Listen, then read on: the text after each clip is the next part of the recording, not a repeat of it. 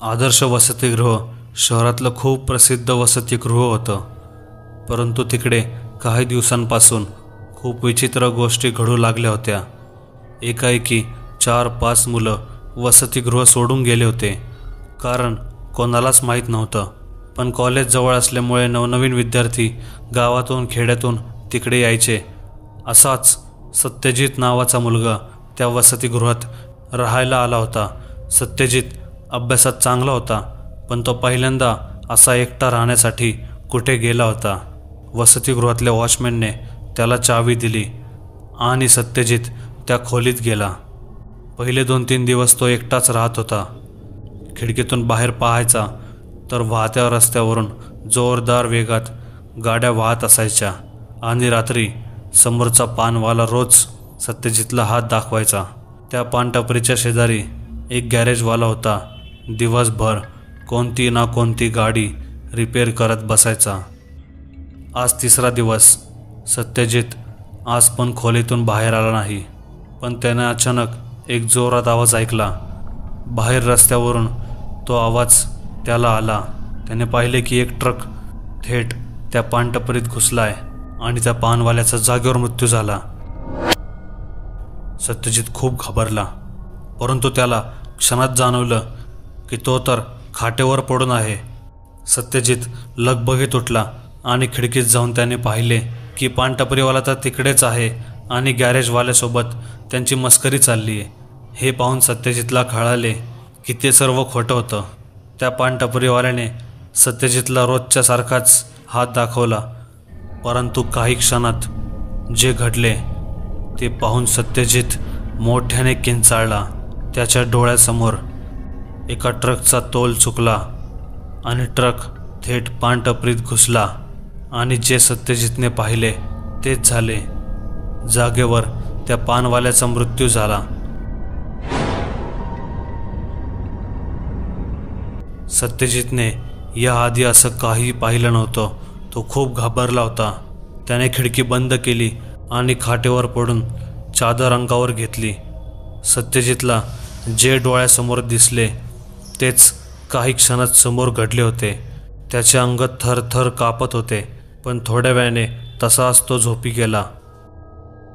रात्र झाल्यावर डबेवाल्याने दार वाजवले आणि सत्यजितला डबा देऊन तो निघून गेला. सत्यजितच्या मनात अजून भीती होती. पुढे थोडे दिवस गेले आणि त्याचे त्या वसतिगृहात 3-4 मित्र झाले.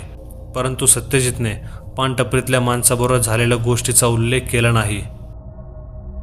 एके रात्री सर्वांचे जेवण झाले आणि सत्यजित बरोबर त्याचे 4 मित्र त्याच्याच खोलीत बसले होते.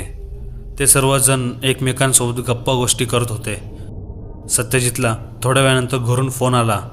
घरच्यांशी बोलून झाल्यावर सत्यजित आता झोपेच्या तयारीत होता आणि त्याचे बाकीचे मित्र त्यांच्या खोलीत जाऊन झोपले. दुसऱ्या दिवशी सत्यजित कॉलेजला जायच्या तयारीत होता, कारण आजपासून आता कॉलेज सुरू होणार होते. सत्यजित कॉलेजला गेला. आज कॉलेजचा दिवस त्याच्यासाठी खूप चांगला गेला होता. सत्यजित दमून भागून वसतिगृहात आला. मग रात्री परत जेवण झाल्यानंतर त्याचे मित्र त्याच्या खोलीत येऊन गप्पा गोष्टी करत होते. तितक्यात त्याच्या एका मित्राला फोन आला आणि तो फोनवर बोलता बोलता अचानक ओरडला. अरे काय झालं? असं का ओरडतोयस? यावर त्याचे मित्र म्हटले, काय बोलतोय सत्यजित? सत्यजितने त्यांच्या बोलण्यावर उत्तर नाही दिलं आणि दुसऱ्याच क्षणी त्याच्या मित्रांपैकी एकाला फोन आला. त्याने फोन उचलला आणि काही क्षणातच तो मित्र जोरात ओरडला. सत्यजित आता घाबरला होता. काय झालंय हे विचारायची त्याच्यात हिंमत होत नव्हती. त्याचा मित्र रडू लागला आणि त्याला विचारल्यावर तो बोलला, आईचा फोन आला होता. माझे बाबा नाही राहिले. त्यांना हार्ट अटॅक आला आणि ते वारले. सत्यजितला हे ऐकून खूप मोठा धक्का बसला, कारण हे आता दुसऱ्यांदा झालं होतं. सत्यजितला दिवसेंदिवस मनातल्या मनात स्वतःचीच लाज वाटत होती आणि प्रत्येक क्षणाला त्याच्या मनातले भय वाढत होते.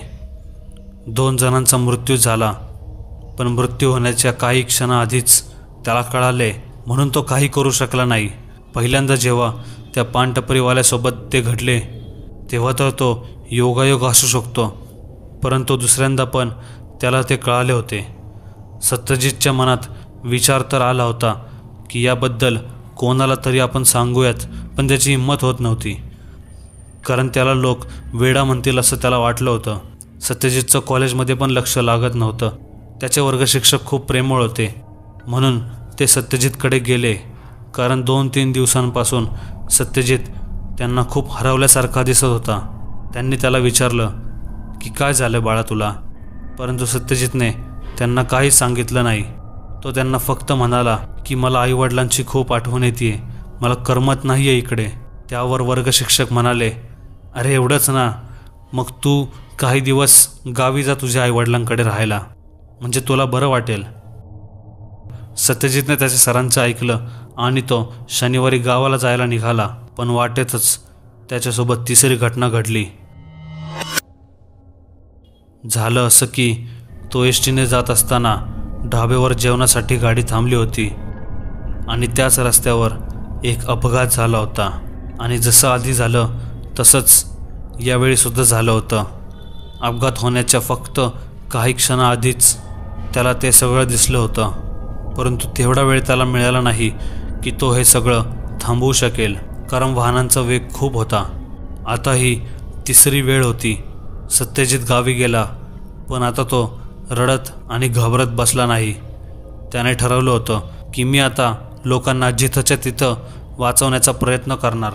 मग आईवडिलांना भेटून त्याला खूप आनंद झाला आणि जेवण झाल्यावर तो झोपला. दुसऱ्या दिवशी सत्यजित त्याच्या घराच्या जवळील नदीत पोहायला तिथल्या काही मुलांसोबत गेला होता आणि थोड्या वेळानंतर त्यातला एक मुलगा नदीच्या मध्ये गेला. त्याला पोहतासुद्धा येत नव्हते आणि यांच्यापैकी कोणी वाचवायला जायच्या आत तो मुलगा बुडाला. पण सत्यजितला माहीत होतं की त्याला काही दिसलंय. समोर तो मुलगा वाचवा वाचवा म्हणून ओरडू लागला. तितक्यात सत्यजित पोहत पोहत त्याच्याजवळ गेला आणि त्याने त्याला वाचवले. काही क्षण उशीर केला असता तर तो मुलगा वाचला नसता. सत्यजितने हे कसे काय केले एवढ्या सगळ्या चपळतेने यावर कोणाचाच विश्वास बसत नव्हता. पण बचत झाली आणि सत्यजितचा आत्मविश्वाससुद्धा वाढला होता. त्याला कळाले की आपण आता आपल्या जवळच्या लोकांचा जीव वाचवू शकतो. रविवारी गावी राहून सोमवारी सकाळी सत्यजित परत शहरात जायला निघाला. सोमवारी वसतिगृहात जायलाच सत्यजितला दुपार झाली म्हणून तो कॉलेजला गेला नाही. थोडा वेळ बसून तो कंटाळला आणि मग तो तिकडून जवळच्या बागेत गेला. थोडा वेळ बागेत फिरून बागेबाहेरच्या चहावाल्याकडे सत्यजित चहा पित होता. तेव्हा त्याच्या शेजारी एक माणूस येऊन बसला. सत्यजित आणि त्या माणसाची बोलता बोलता ओळख झाली. सत्यजितने त्या माणसाला नाव विचारले तर त्यांनी सांगितलं, माझं नाव रमेश. दोघांच्या गप्पा रंगल्या. तितक्यात सत्यजितची नजर समोर रस्त्यावर गेली तर समोरून एक बस वेगाने येत होती आणि अचानक एक वयस्कर आजी रस्ता ओलांडायला निघाल्या आणि बसने त्यांना जोरदार टक्कर दिली. पण तेवढ्यात सत्यजित शुद्धीवर आला आणि उठून तो त्या आजींना वाचवण्यासाठी धावणारच होता की तेवढ्यात त्याच्या शेजारील रमेश काकांनी त्याला घट्ट पकडलं. ते त्याला जाऊ देत नव्हते. सत्यजित त्यांना म्हणाला, रमेश काका हे काय करताय, सोडा मला जावं लागेल. रमेश काका म्हणाले, नाही तू थांब इकडेच. पण सत्यजितने कसं बसत त्यांना झटकून धावत त्या आजींजवळ गेला आणि त्यांना बाजूला ढकलले. परंतु